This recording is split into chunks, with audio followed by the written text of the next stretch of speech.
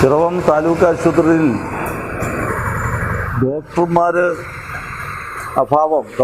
അഭാവം രോഗികളെ വല്ലാതെ കഷ്ടപ്പെടുന്ന അവസ്ഥയിലേക്ക് മാറിയിരിക്കുകയാണ്.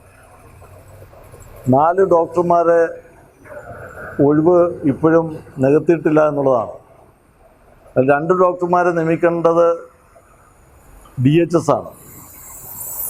2 ഡോക്ടർമാർ NHM നിയമിക്കേണ്ടതാണ്.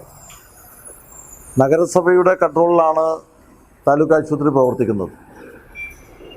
ഇപ്പോൾ നഗരസഭയെ സംബന്ധിച്ചിടത്തോളം കൂടുതൽ അധികാരമുണ്ട്. സ്ഥല MLA മന്ത്രി കൂടിയാണ്. അപ്പോൾ വേക്കൻസി നികത്താൻ ഇതുവരെ ഇടപെടൽ നടത്തിയിട്ടില്ല എന്നാണ് അറിയാൻ കഴിഞ്ഞത്. ഇനിയിപ്പം ഓണാവധി വരാൻ പോവുകയാണ്. കൂടുതൽ ഡോക്ടർമാർ അവധിയിലേക്ക് പ്രവേശിക്കും. അങ്ങനെ വന്നു കഴിഞ്ഞാൽ ആശുപത്രി പ്രവർത്തനങ്ങൾ ആകെ അവതാളത്തിലാവും. അതുകൊണ്ട് അടിയന്തരമായി ഡോക്ടർമാരെ നിയമിക്കണമെന്നാണ് ഞങ്ങൾക്ക് പറയാനുള്ളത്.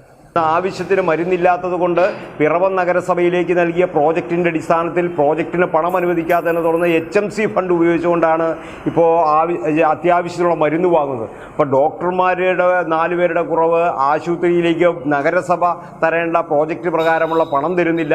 ഈ സാഹചര്യങ്ങളൊക്കെ കരുതിക്കൊണ്ടാണ് ഇടതുപക്ഷ ജനാധിപത്യ മുന്നണിയുടെ മുൻ ചെയർമാൻ ജൂലി സാബുവും ഡെപ്യൂട്ടി ചെയർമാനും LDFിൻ്റെ നേതാക്കന്മാർ ഇന്ന് ഡോക്ടറെ സൂപ്രണ്ടിൻ്റെ ഓഫീസിൽ വന്ന് ചെറിയ ഒരു ഉപരോധ സമരം നടത്താനുണ്ടായ സാഹചര്യം ഇതാണ്. അതുകൊണ്ട് ഓണം വരികയാണ്.